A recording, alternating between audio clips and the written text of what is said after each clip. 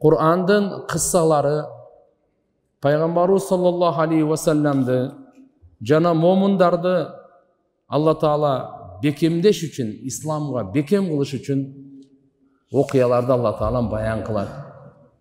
Ötkөнкү sabakta Ayub Peygamber'in okuyasını ayttık ele. Bugün kıssaların okuyasında Ashabul Qarya kavmi Yasin deydi. Yasin süresinde şu bir kıştak ellerinin okuyasını Allah Taala bayan kıladi. Al jerde kандай bolgon Habib an-Najjar degen momun imandı kişinin okuyası aytılınat. Uşunun dinge çakırığı, dinge bolgon gamı, eline bolgon жүрөгүндөгү жакшылык каалоосу Аллага ушунча жаккан экен. Ясин сүрөсүндө Алла Таала ушунун окуясын эскертип, кыямат күнгө чейин окула турган кылып койду. Ясин сүрөсү Кур'ан-ы Каримдин жүрөгү. Пайгамбар саллаллаху алейхи ва саллям айткан. Сурату Ясин, Ясин сүрөсү бул калбул Кур'ан, Кур'андын жүрөгү деген. Кейбир хадистерде келет, Ясин сүрөсүн калыс Алла жана ахирет үчүн ким окуй турган болсо, күнөөлөрү кечирилет, жана силер өлүктөрүңөргө Ясин окугула деген. Иqra'u surata Yasin ala mautakum. Өлөйүн деп аткан учурлардагы маутакум дегени мына өлөт жолбосо өлгөндөргө дагы. Эки мааниден кете берет. Жан берип аткан адамдын жаны жеңил чыксын десеңиз, Ясин сүрөсүн окуңуз. Анткени жан берүү оңой тамаша эмес. Ошого Ясин сүрөсүнүн касиети жан оңой чыгат экен. Экинчиси өлүктөргө Ясинди окугула, анткени Ясин сүрөсү шапаат кылат тугандар. Кур'ан-ы Каримде ар бир нерсенин жүрөгү бар. Кур'андын жүрөгү Ясин дейт. Бул тугандар өлүктөргө Кур'ан Ясинди окуп турула деген Имам Ахмад, Абу Дауд, Насаи, Ибн Хиббан, Хаким жана башкалардагы ушул хадисти риваят кылган. Имам Газали рахматуллаху алейхи айтат, эмне үчүн Ясин сүрөсүн Кур'андын жүрөгү деп койду? Анткени бул сүрөдө кыямат тууралуу, өлгөндөн кийин кайра тирилүү, бул мазмундарды өзгөчө балагат менен, чечендүүлүк менен Алла субханаху ва таала Кур'ан-ы Каримде айтат. Имандын негизи ахиретке, акыйда нерсени кармаган. Мындайча айтканда туугандар, иманда 6 фарыздын Алла Таалага иман келтирүү, периштелерге иман келтирүү, китептерге, акыркы китеп Кур'ан деп, бардык пайгамбарларга акыркы пайгамбар Мухаммад алейхиссалам деп, тагдырга, жакшылык жамандыгы Алла Тааладан деп, кыямат күнгө өлгөндөн кийин тирилмек ак деп. Ушул 6-онун кыямат күнгө өлгөндөн кийин тирилүү ак деп иман келтирүү адамдын денесиндеги баштын ордунда. Мусулман ким өлгөндөн кийин тирилүүгө ишенгенди, ушуну мусулман дейт. Бул жүрөктүн ордунда дейт.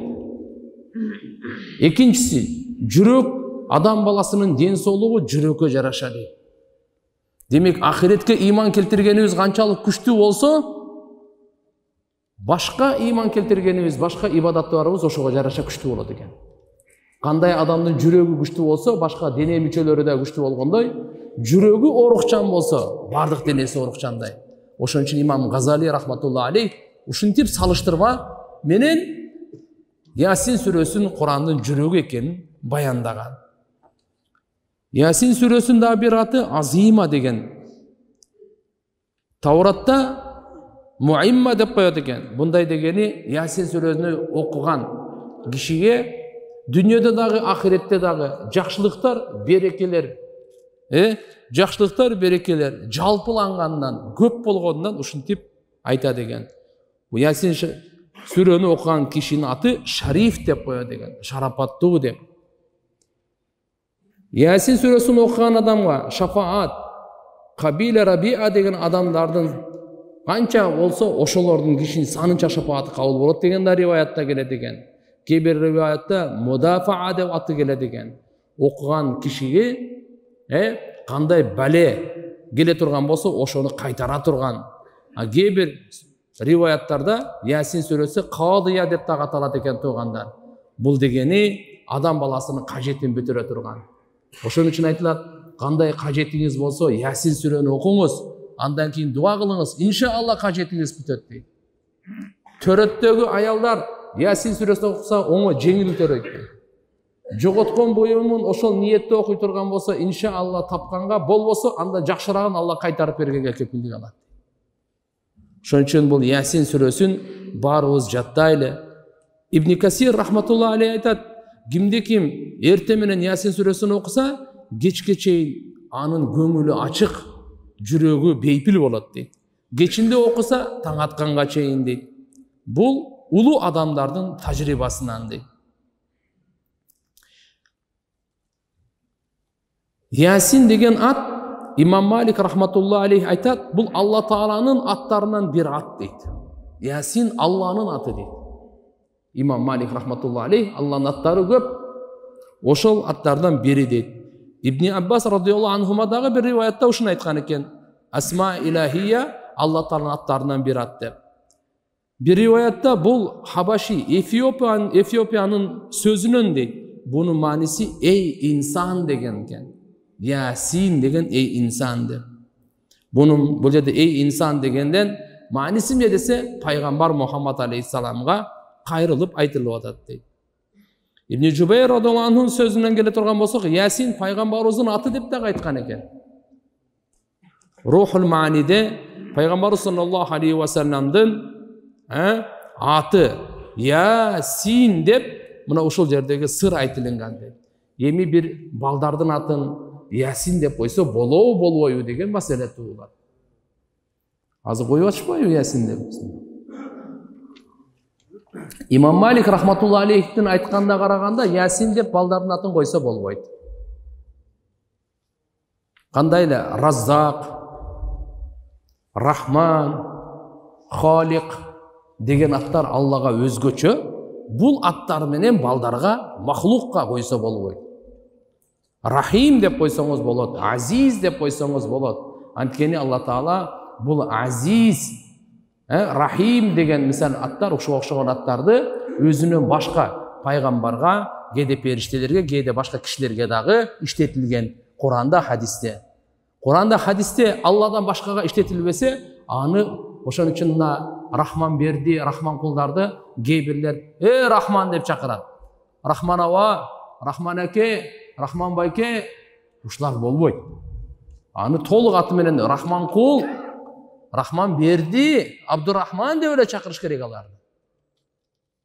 Макул? Бул бир. Эми ушул Ясинге келе турган болсок, Имам Малик рахматулла алейхтин айтканында, бул Алла Тааланын атынан бир ат деп атпайбы?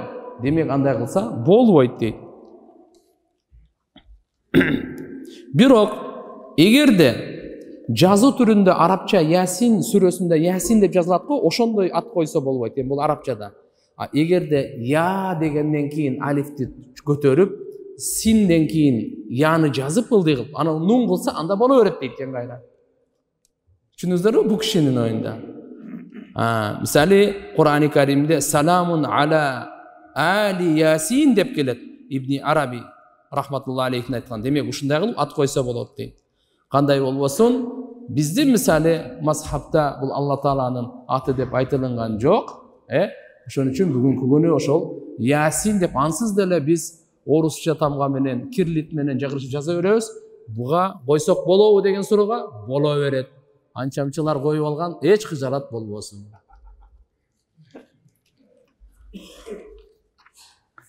Эми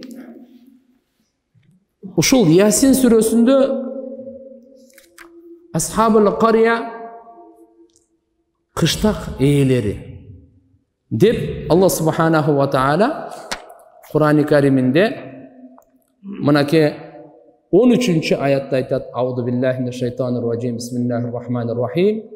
Вадриб лахум маталан асхабал кария ид жаахал мурсалун. Жана ey пайгамбар Мухаммад алейхиссаламга Алла Таала айтып атат. Сен аларга Мекке мушриктерге мисалын баян кыл кыштак элинин аларга элчилер келген учурдагы.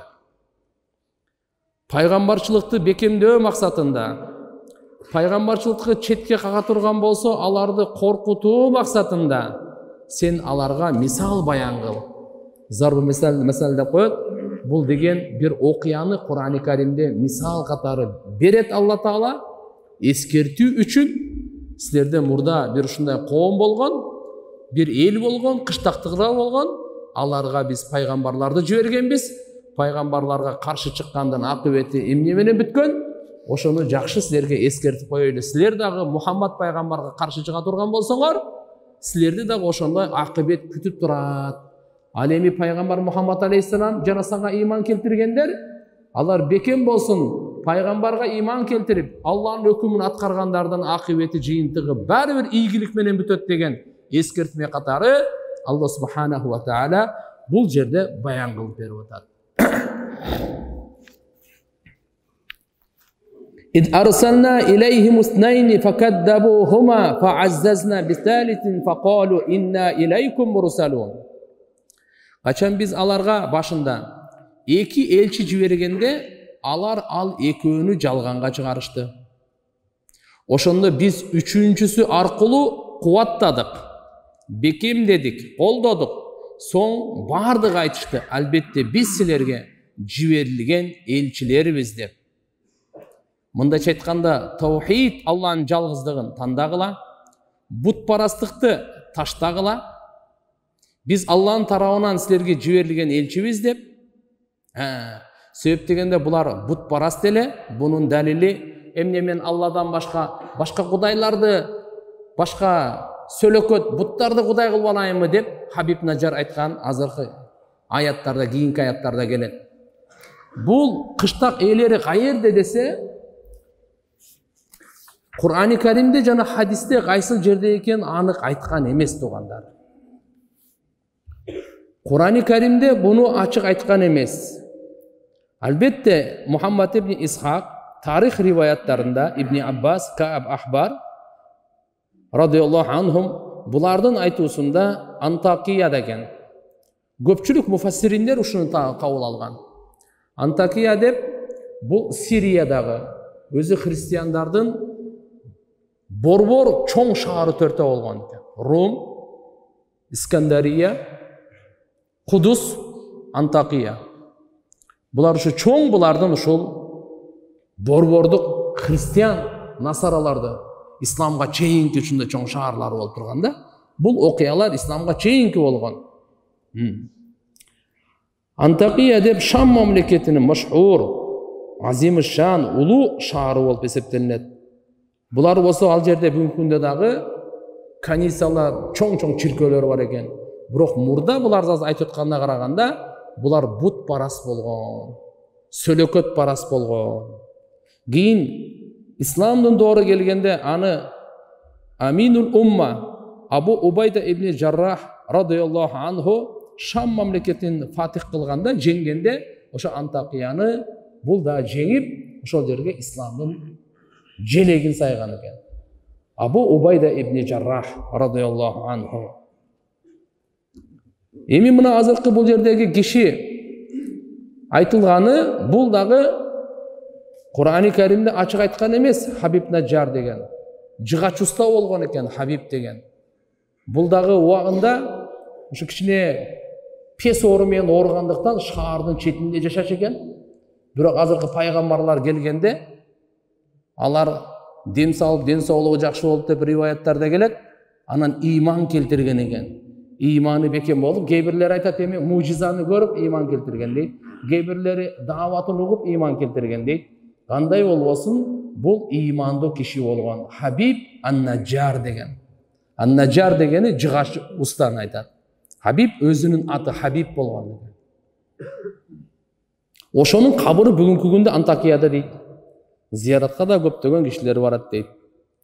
Кандай болбосун, Ибн Касир рахматулла алейх бул Антакия эмеспи же башка Антакиябы ушундай бир талаш бар экен. Кыскасы айтканда, бизге кайсы шаар экени ал Кур'ан-ы Карим айтпагандан кийин бизге аны изилдеп аныктаганын кажетибиз дагы жок. Негизи ошол бир кыштакта ушундай киши болгон деп Алла Таала айтып атабы, биз ошонун таалимин алып, ал кандай иш чара кылганын алышыбыз керек. Эми ошолорго жиберилген пайгамбарларбы же Иса пайгамбардын сахабалары хавари деп коет. Пайгамбарыбыз Мухаммад алейхиссаламга иман келтирип, колго кол, путка пут болуп, камга кам аркасынан ээрчигендерди сахаба деп коет. Ал эми Иса пайгамбарга болсо хавари деп коет аларды.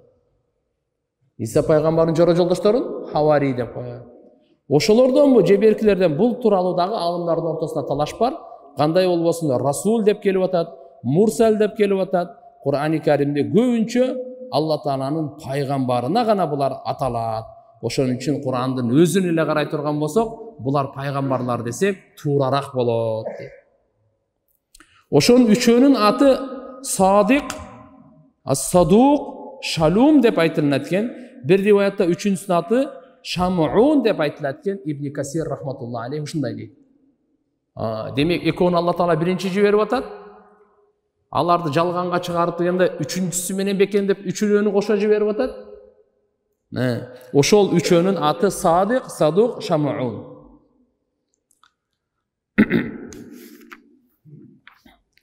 Катада рахматуллахи алейхи Иса пайгамбардын хаварилери болчу дейт. Кандай болбосун Кур'ан-ы Каримде буларды улуу мурсал деп жиберилген деп айтып аткандан кийин биз буну пайгамбар катары деп эле кабыл алабыз. Фақалу ма антум илля башар мислуна ва ма анзала ар-рахману мин шей ин антум илля такдибун. Алар айтышты: силер бизге окшош эле жөнөкөй эле адамдарсыңар. Демек, силерди пайгамбар катары кабыл алганга эч негиз деле жок. Эгерде бизге пайгамбар болсо периште болбой беле депчи. Бул бардык капырлардын ушундай адаты болгон да. Силер бизге окшош эле адамсыңар. Бизге окшош тамак жейсиңер. Бизге окшош эле базарды кыдырасыңар деп. Пайгамбарыбыз Мухаммад алейхиссаламга да ушундай деп айтканда. Эгерде Алла Таала анда пайгамбар жибере турган болсо, периштени жибербей беле. Бул тууган мындай. Кийин ошондо деле адам айтмакта, бул эми периште аткарганды биз кантип аткарайлы эми деп. Буга жарашат, бизге жарашпайт да депчи. Инсандан шылтоо качып кутулбайт да.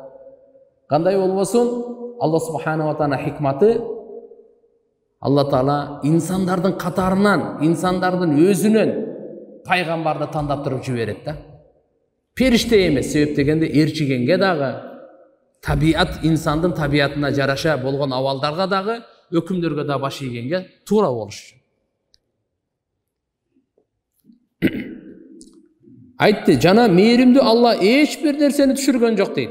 Китеп да түшүргөн эмес, эч кандай өкүмдөрдү да түшүргөн эмес. Силер жалаң гана жалганды сүйлөп жатасыңар деп, ошол эл 3 пайгамбарды тең жалганга чыгарышты. Қалу Роббуна я'ламу инна илайкум ламурсалун. Алар айтышты элчилер. Роббубуз билет чындыгында биз силерге жиберилген элчилербиз. Жана биздин мойнубузда ачык айкын жеткирүү гана. Кийин силердин ыктыярыңарда. Кабыл аласыңарбы, албайсыңарбы, моюн сунасыңарбы, сунбайсыңарбы, биздин мойнубузда жеткирүү гана. Ачык айкын кандай акысы бар ошондой жеткирип коюп биздин мойнубузда. Ары өзүңөр билгиле.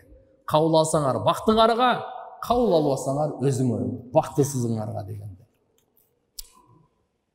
Ва ма алейна иллал балагул мубин. Жана биздин мойнубузда ачык айкын жеткирүү гана. Пайгамбарлардын мойнунда дагы ачык айкын жеткирүү гана болот тугандар. Мажбурлоо, эч кандай мажбурлоо болбойт.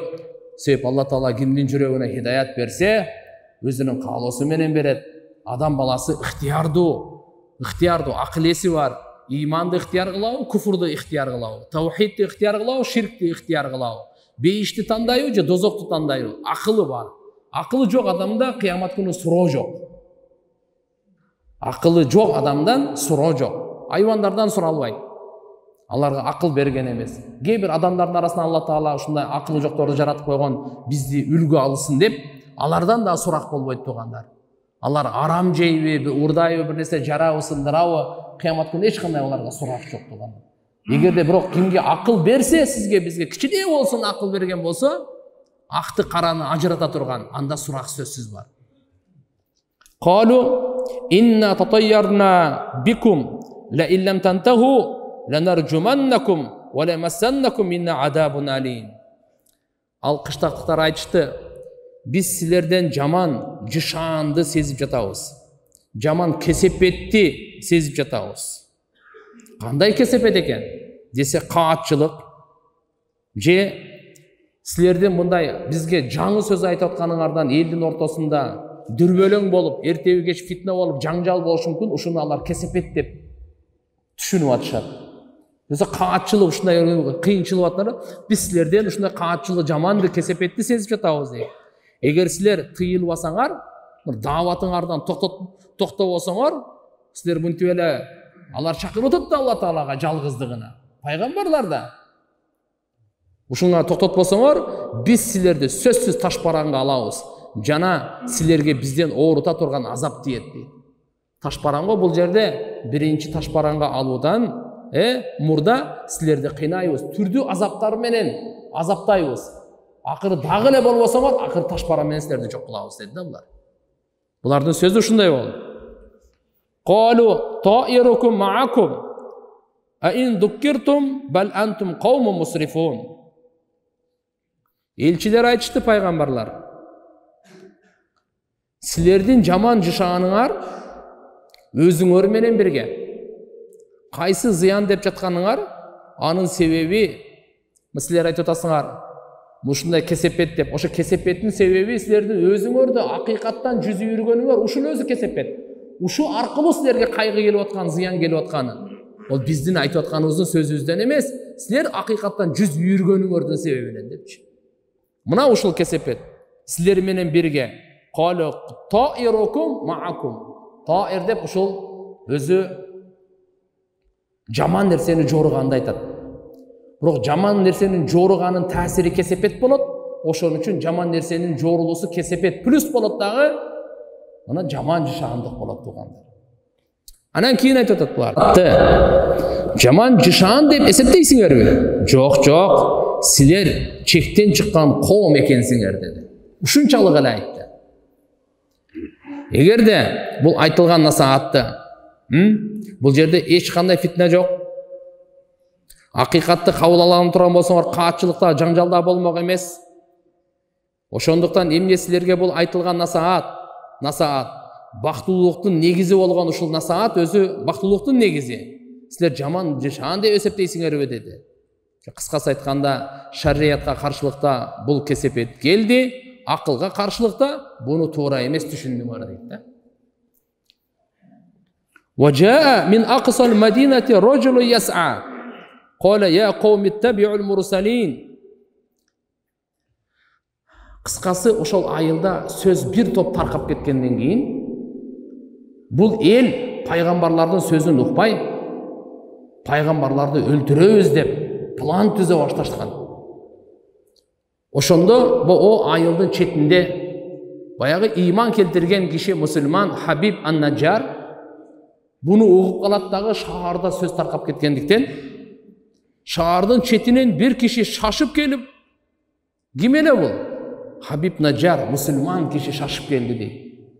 Эмнеге? Коомуна жакшылык каалаш үчүн жана пайгамбарларга аларга кайгы бөлүш үчүн. Себеп алар гыжалат болуп, алардын гыжалатын бөлүшкөнгө атайы ошо шаардын четинен келди. Кой, буларды гыжалат болбогула, булар коом түшүнбөй атат, ыйман келтирсе жакшы болмогула деп ошолорго кичине бир колдоо көрсөтүп, жакшы сөзүмдү айтып коеюн деп, коомуна жакшылык каалап коеюн, жакшы сөз айтып коеюн деп, бул шаардын четинен шашып келип айтты. Не деп айтты? Эй коомум, силер ээрчигиле элчилерди деди. Бул пайгамбарлардын артынан ээрчигиле деп атат. Иттабиул мурсалин, иттабиу ман ла ясалукум ажра ва хум мухтадун. Ээрчигиле, силерден эч кандай акы сурабагандарды жана алар туура жолдогулар. Силерден бир акча сурап атабы? Өздөрү алар туура жолдо. Силерден акча сурабагандан кийин силер ошолордун аркасынан ээрчигиле деп мына дааваты менен келди бул. Элчилердин айтканын аткаргыла. Аларга баш ийгиле, эмнени айтып атабы? Ушунун аркасынан ээрчигиле деп бул атайыр шаардын четинен шашып келди. وَمَا لِيَ لَا أَعْبُدُ الَّذِي فَطَرَنِي وَإِلَيْهِ تُرْجَعُونَ. Жана эмне үчүн мен өзүмдү жаратканга ибадат кылбайт экенмин? Мени жараткан зат. Ошого эмне үчүн мен ибадат кылбайт экенмин дейм. Кайсыл өзүрү? Кайсы шылтоо бар мага ибадат кылбай койгонума? Эмне үчүн мен өзүмдү жаратканга ибадат кылбайт экенмин? Жана ага карай силер баардыгыңар кайтарыласыңар дейт. Бүгүн канча жашайбыз Кудай билет, бирок эртеби кечпи баарыбыз кимге кайтабыз? Жараткан Алла Таалага кайтабыз. Алладан келдик, Аллага барабыз туган. Ошон үчүн инна лиллах ва инна илайхи раджиун деп дайым айтабыз, биз Аллага таандыкпыз, жана эртеби кеч баарыбыз Аллага кайтып баруучубуз депчи. Аттахиду мин дунихи алихатан يردني الرحمن بضر لا تغني عني شفاعتهم شيئا ولا ينقذون. Эмне мен андан Алла Тааладан башка буттарды Кудай кылып алайынбы? Эгер мээримдүү Алла мага зыян кылууну кааласа, алардын шафааты менин бир дагы ишиме жарай албаса, жана алар мени куткара да албаса, алар жардам дагы бере албайт, мени куткара албайт Алланын азабынан, мен ошондой Кудайларга бут барас сөлөкөттөргө сыйынайынбы Алланы таштап коюп деген дааватын караңыз. Эмне деп айтып атат? Инни идалла фи долалин мубин. Эгер мен ушундай кыла турган болсом, анда ачык айкын адашуудамын. Инни аманту би роббикум фасмаун. Албетте силер, мен силердин Роббиңерге ыйман келтиргенмин. Эми силер да мени уккула. Мындайча айтканда мени угуп ыйман келтиргиле. Мен силердин Роббуңарга ыйман келтиргенмин деп өзүнүн ыйманын ачык айтты да. Ачык чыгарды, мен ыйман келтиргенмин депчи. Болсо ошол коомдон, ошол элден мен Аллага ыйман келтиргенмин деп. Ыйман келтиргиле, бирок алар таасир алмак турсун, таштар менен, же кээ бир риваятта от менен, кээ бир риваятта муунтуп, кыскасы таш боронго алып буну өлтүрөт да. Кыйла духулил жанна, кала я лейта кауми я'ламун. Кыштактар акыры аны өлтүрүштү. Жана Алла Таала тараптан ага айтылды, бейишке киргин. Ал бейиштин неаматтарын көрүп айтты, аттиң менин коомум билишсе гана депчи. Булар өлтүргөндө, өлгөнгө чейин дагы аларга жакшылык каалап коомуначы. Коому канча жамандык кылса, кааласа дагы, жамандык кылса дагы, алардан таасирин албай, аларга жакшылык каалап турду. Өлүп атканда дагы аларга жакшылык каалап турду. Аларды каргаган жок. Аларга тескери дуа кылган жок, өлтүрүп атканда дагы. Айтат, аттиң, Алла Таалам мага бейиштин канча неаматтарын көрсөтүп атат деп. Жанын алып атканда периштелер аркылуу жарыя кылып койду. Бейишке кирсин деп атат. Не дейт? Удхулил жанна, бейишке киргизди. Бейишке киргизерден мурда, жанналардан мурда бейиштин неаматтарын көрсөтүп койду Алла Таала. Ошон үчүн айтып атат, аттиң менин коомум. Алла Таала мага кандай мамиле кылды, билишсе гана деди. Кандай неаматтар менен сый көрсөттү мага, ушуну билишсе гана. Бима гафарали Робби ва жа'алани минал мукрамин. Роббим мени кечиргенин жана мени урматтуу кишилерден кылганын билишсе гана. Мына менин Роббим ыйман жана пайгамбарды ээрчигендин берекесинен Алла Таала, ыйман келтиргендин берекесинен, пайгамбарлардын артынан ээрчиген берекесинен Алла Таала мени күнөөлөрүмдү кечирди жана мени сыйлуулардан кылып бейиштин неаматтарын мага тартуулады деп. Ушуну билсе гана менин коомум дейт. Эртеге силер деле өлөсүңөр, бирок ыйманы жок болсоңор дозоктун отуну болосуңар.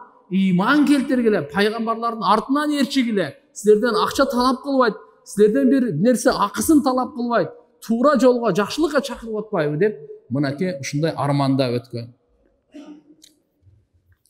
Вама анзална аля каумихи мин ба'дихи мин жундин минас самаи вама кунна мунзилин. Жана биз ал кишиден кийин анын коомуна асмандан эч бир аскер түшүргөн жокпуз. Жана бизге түшүрүүнүн зарылдыгы дагы болбоду. Кыскасы айтканда тиги 3 пайгамбарды bir rivayatlарда өлтүргөн деп да айтат.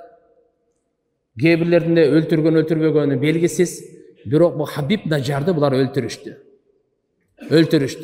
Ошондо Алла субханаху ва таала пайгамбарларды өлтүргөндүн жана пайгамбарларга ээрчип иман келтирген Хабиб Наджарды өлтүргөндүн себебинен айтат, биз асмандан ошолорго азап түшүргөнгө бир аскерлердин кажети жок бизге деп түшүргөнгө. Мурда деле мындай кажети болгон эмес. Анан эмне кылат экен? Угуп туруңуз. Ин канат илля сайхатан вахидатан фа идахум хамидун. Болгону бир гана катуу кыйкырык болду, андан алар ошол замат өчүп өлүп калышты дейт. Ошол эл, ошо кыштактыктарга асмандан аскерлерди, периштелерди түшүргөн Алла Тааланын кажети деле болгон.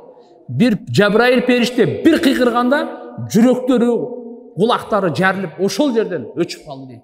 Кандай отко суу куйганда өчүп калат го, ушуну хамидун деп коет. Ушундай болуп өчүп өлүп калды дейт бардыгы.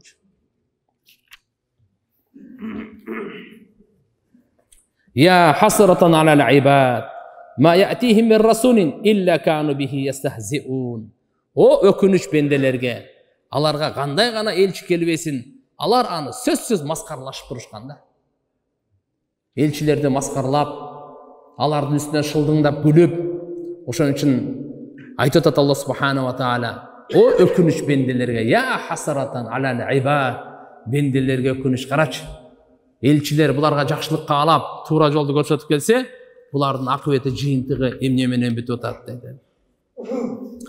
Мынакей ушундай Хабиб Наджарга окшогон дааватчылардын бүгүн зарылчылыгы бар туугандар. Бул жерде азыр көп маселелер бар, буюрса азыр өтөбүз. Бул киши кандай мээнет кылды, кандай аракет кылды. Мээнети дагы аракет, эмгеги да Алланын алдында кадырланган. Коомуна жакшылык каалады, жакшылыкка чакырып жамандыктан кайтарды, өлгөнгө чейин. Бул аманат эле, буну аткарганга сөзсүз. Өзгөчө адам баласы бузулуп, напсинин каалоосуна кул болуп кеткен учурларда ушундай Хабиб Наджарга окшогон мээнеткеч боорукер адамдардын зарылчылыгы бар. Ибн Каййим рахимахулла айткан сөзү бар экен: "Лау салака الدعاة المسلك الذي دعا الله ورسوله به الناس لصلح العالم صلاحا لا فساد معه." Эгерде дааватчылар Алла Таала даават кылган, Алланын элчиси даават кылган адамдарды ошол жолго түшө турган болсо, анда ааламдын баары оңолмок, эч кандай бузукулук болмок эмес дейт. Бирок азыр бунун бир топ эрежелери бар. Ошол эрежелерин биз кичине эске алсак, бу да Алла субханаху ва таала жакшылыкка чакырып, элге күйүмдүү, элди оңдоймун, Алланын аманатын жеткиремин, Аллага чакырамын деген адамдарга бир топ жолдомолор жана хидаяттар бар туугандар. Бул жерде Хабиб Наджар эч кандай куралы деле жок, болгону бекем жүрөгүндө иманы бар. Бунун өзү үй бүлө, башкалар эч ким тоскон жок, эч ким неме кылган жок, каршылык. Бирок ушул нерсе буну токтотподу да, барып туруп бардыгын чакырып неме кылып алып келди.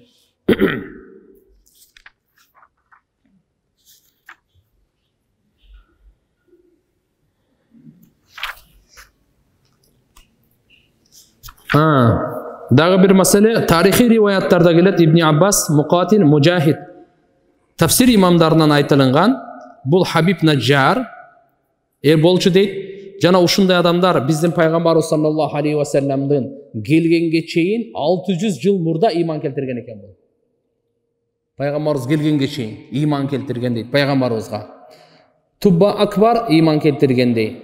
Пайгамбарыбыз саллаллаху алейхи ва салламдын тууралуу мурдагы Таврат, Забор, Инжилдерден окуп, төрөлелектен мурда пайгамбар Мухаммад алейхиссаламга иман келтирген дейт.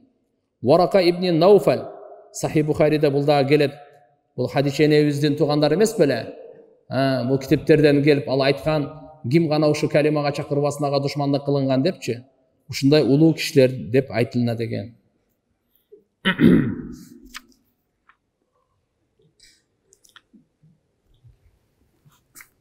Эми пайгамбарлардын дааваты, элди оңдоонун жолу дааватчыларга маанилүү хидаят дейт. Бул жерде азыркы 3 пайгамбар жана Хабиб Наджар элге эмне деп айтып атат, эл эмне деп жооп берип атат. Бул пайгамбарлардын насаатын мушриктер эмне деп жооп берип атат, үчөөнү карайлы. Биринчисинде алар айтышты: силер бизге окшош эле инсансыңар, бир башкача нерсе эмессиңер. Эмне үчүн биз силердин сөзүңөрдү угушубуз керек? Бир. Экинчиси, мээримди Алла Таала эч кандай пайгамбарда китепте түшүргөн эмес деди. Үчүнчүсү, силер жалганчысыңар. Силер жалганчысыңар деп. Ушул жерге эми ойлонсоңуз, булар пайгамбарлар эмне деп жооп берди? Роббуна я'ламу инна илайкум ламурсалун. Роббубуз билет. Албетте биз силерге жиберилген элчибиз дейт. Экинчи жообун угуңуз. Вама алейна иллал балаг. Алар менен урушуп, жаңжалдашып, тартышып, жакалашкан жери жок. Биздин мойнубузда жеткирүү гана дейт. Ачык айкын жеткирүү гана дейт. Кааласаң кабыл ал, кааласаң кабыл алба деп кандай мээримдүүлүк менен буларга жооп беришти. Андан кийин силер кесепеттүүсүңөр. Жаман нышан алып келгенсиңер силер деп кесепеттүү деп жаман айтканда дагы алар эмне деди? Силер кесепеттүүсүңөр деп айткан жок. Кесепет силердин өзүңөр менен бирге деп койду. Анткени силер акыйкатты кабыл албаганыңардан ушу кесепет келип атат. Андан кийин дагы боорукерлик кылып, ла ин дуккиртум деп.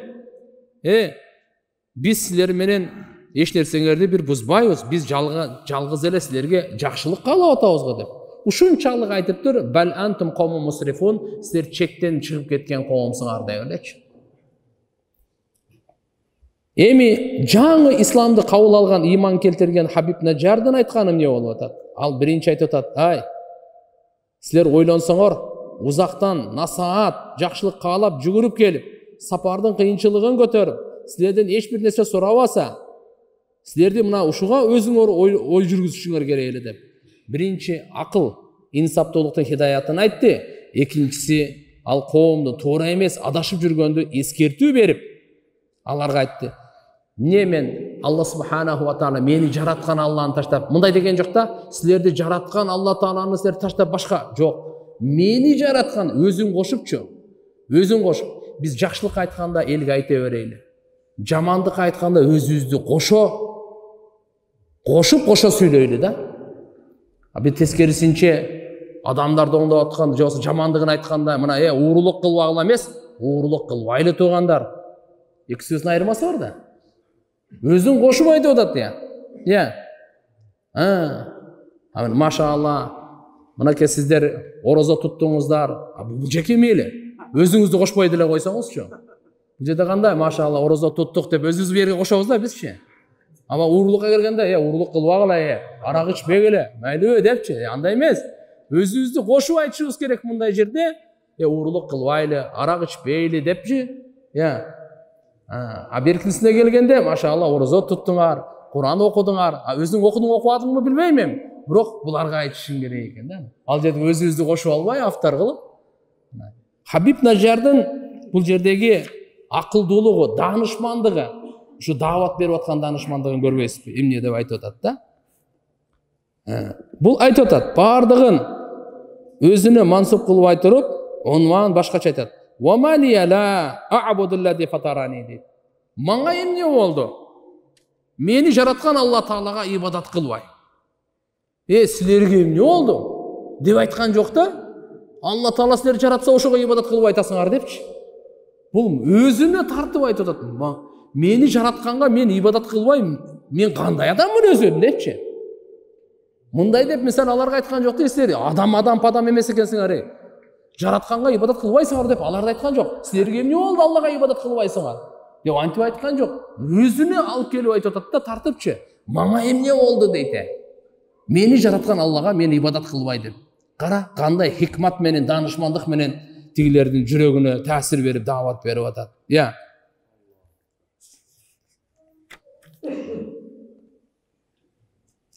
Алла субханаху ва таала тарабынан сый көрсөтүлгөндө, бейиштин нематтарында көргөн ошол учурда дагы залым коом эске келип, аларга жакшылык кылып, боорукерлик кылып, аттиң деп айтып атат. Менин коомум ушу мен абалымды, сыйымды билсе гана, ошондо дагы адашуудан кайтып, нематтарга ошо Алла Таалага иман келтирип калабы экен деген ойду айтып атат. Караңыз.